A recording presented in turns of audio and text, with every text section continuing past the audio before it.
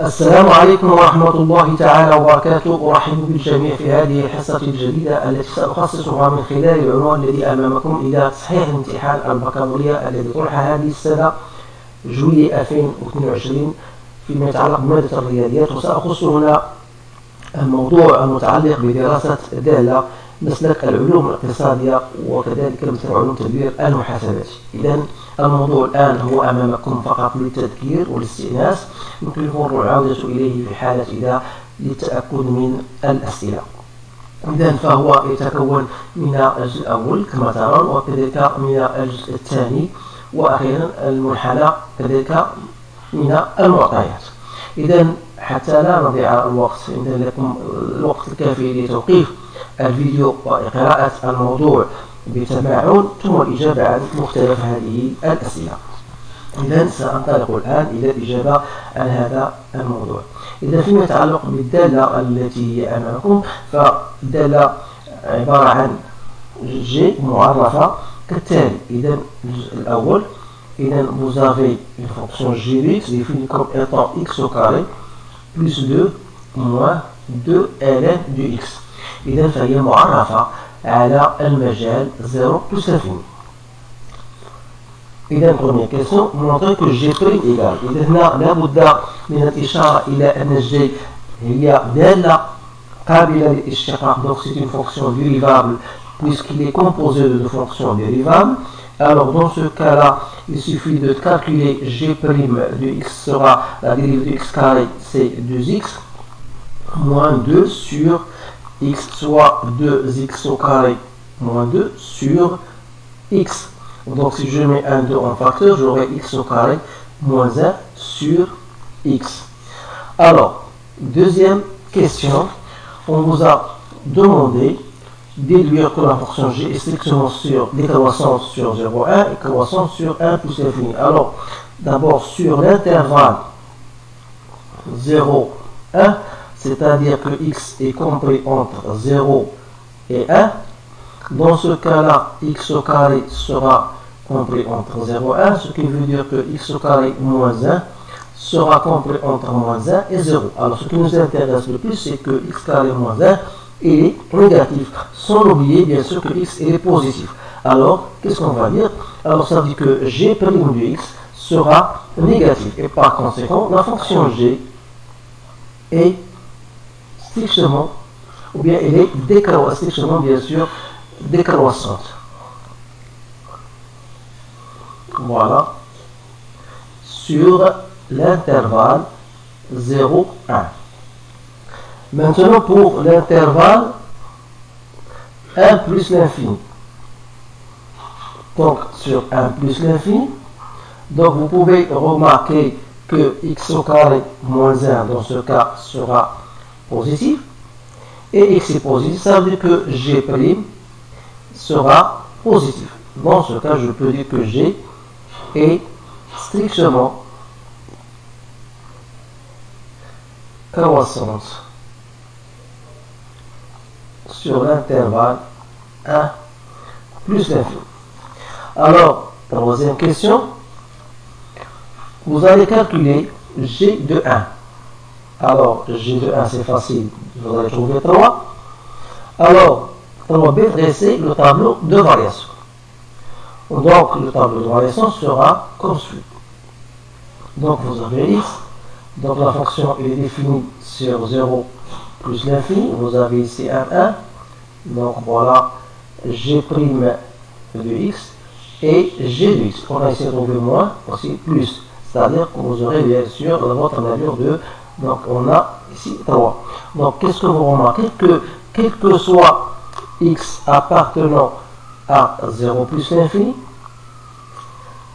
g de x sera tout le temps supérieur à g de 1, puisque 1 est une valeur minimale.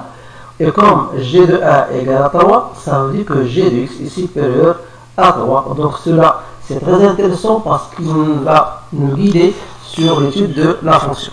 Deuxième fonction. Alors, une fois maintenant, on va entrer à la deuxième partie, en commençant par l'étude d'une autre fonction qui est définie sur 0 plus l'infini par. Donc, voilà, grand 2. Donc vous avez une fonction f de x égale à x plus 1 plus 2 ln de x sur x. Voilà, x appartenant à 0 plus l'infini. Alors, les questions qu'on vous a posées, calculer la limite de f de x au x tend vers 0 plus l'infini. Donc, on va chercher cette limite.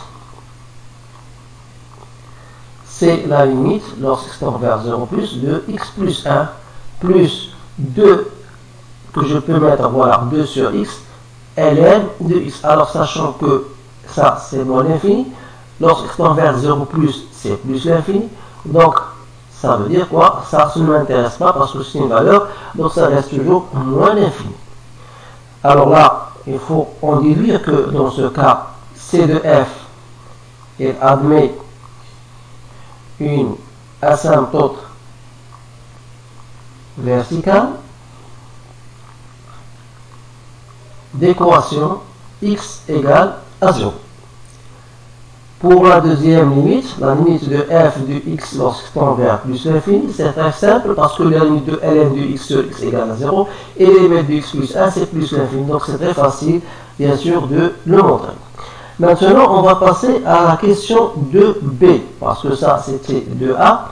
Donc 2b, c'est-à-dire on va chercher la limite de f de x moins x plus 1 lorsqu'x tend vers plus l'infini, qui n'est autre que la limite de 2 ln de x sur x. Alors ça c'est très simple, c'est 0.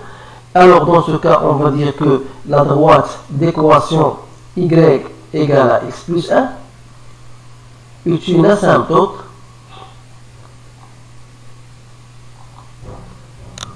oblique de C de f au voisinage de plus l'infini. Question 3a. Question, donc on a répondu à la question de B. Ça, c'est la réponse à la question de C. Donc, maintenant, on va passer à la question 3a, si vous voulez. Donc, la question 3a, c'est la détermination de la dérivée. Donc, il faut toujours mentionner que la fonction en question est une fonction dérivable. Alors, dans ce cas, puisqu'il est composé de deux fonctions dérivables, donc on saura f' de x n'est autre que la dérivée, je la fais directement, c'est 1 plus 2 fois. Donc, il me reste 1 sur x, je vais étudier la relation de la dérivée. Donc, chose que vous connaissez tous. Donc, voilà, il me reste 1 plus 2, 1 moins ln de x sur x au carré. Donc si je mets en même dénominateur, ça me donne x carré plus 2 moins 2 ln de x sur x au carré. Donc vous remarquez bien que c'est égal à g de x sur x carré. Alors g de x est supérieur ou égal à 1, ça veut dire que c'est strictement supérieur à 0. Alors dans ce cas, on va dire que la f est strictement croissante sur l'intervalle 0 plus l'infini. Alors, votre tableau de variation sera comme suit. Donc, voilà f' de x, voilà f de x. Alors, la fonction il finit comme sur 0 plus l'infini, on a trouvé que les sections possibles. Donc, voilà, ici on a trouvé moins l'infini, ici on a trouvé plus l'infini. Donc, quatrième question, ça concerne les points d'inflexion. Donc 4a, donc on va montrer que f seconde égale.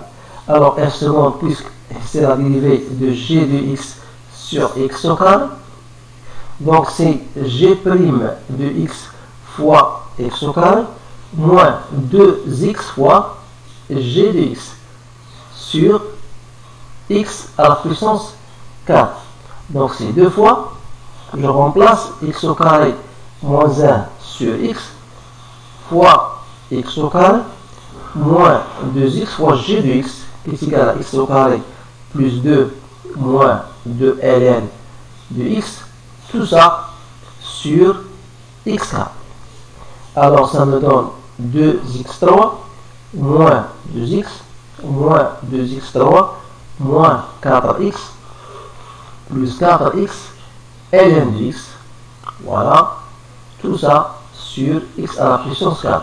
Alors vous pouvez simplifier donc moins 2x moins 4x ça fait moins 6x.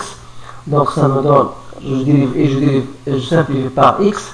Donc ça me donne moins 6 plus 4 ln de x sur x3.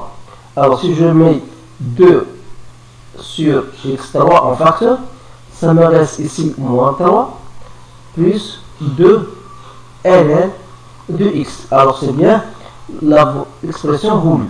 Donc 4b, pour déterminer les points d'inflexion, il suffit de savoir où s'annule la dérivée seconde. Ça veut dire que 2 ln de x moins 3 égale à 0, ça veut dire que là, ça veut dire que x égale l'exponentielle de 3 demi.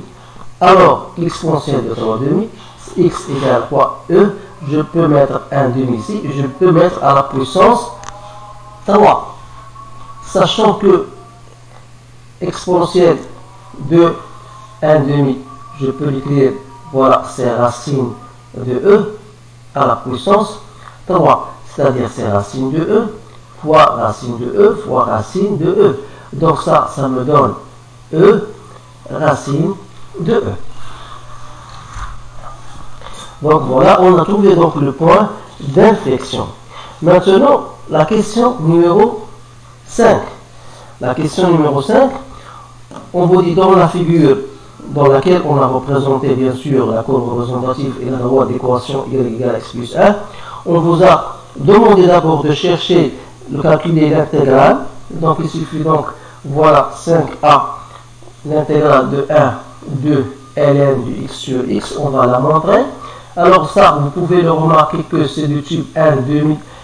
C'est quoi? C'est ln de x, si vous voulez. La dérive de 1, c'est 1 sur x que je multiplie par ln de x. Alors là, vous avez une formule standard que vous connaissez lorsque vous avez une forme de type fn fois f', ça vous donne la fonction primitive f n plus 1 sur 1 plus 1 plus une constante. Alors là, je vais appliquer tout simplement cela. Donc l'intégrale entre 1 et 2 de ln de x sur x dx, c'est f pour nous, c'est la fonction ln de x à la puissance 1. Donc ça me donne ln de x à la puissance 2 sur 2. Voilà, toujours entre les bornes 1 et 2. Alors si vous essayez de remplacer x par 2, ça vous donne ln de 2 au carré. Donc c'est ln de 2 au carré sur 2. Si vous remplacez par 1, ça se ln de 1 égale à 0. Donc voilà, c'était bien l'expression voulue. Donc il nous reste maintenant la dernière question, c'est en déduire l'aire de la partie hachée. Alors si vous revenez à votre cours, bien sûr déjà mentionné, donc l'aire que vous cherchez n'est autre que l'intégrale de 1 à 2 de la fonction f de x moins x plus 1.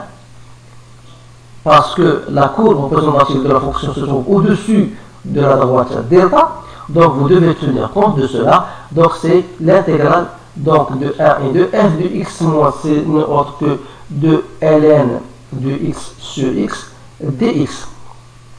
Alors c'est ln de 2 au carré que vous multipliez par l'unité d'air. Alors je ne sais pas si on vous a donné l'unité d'air ou pas de la fonction. Alors si jamais, bien sûr, vous pouvez même à partir de votre règle, vous allez chercher entre 0 et 1, c'est égal à 1 cm ou bien 2 cm, donc c'est peu importe, donc soit 2 au carré, soit 1 cm au carré, donc voilà, ça sera le résultat en centimètres au carré. Donc voilà la réponse à ce sujet-là. J'espère que ce que je viens de vous donner est compréhensible pour tout le monde. Donc je vous souhaite une bonne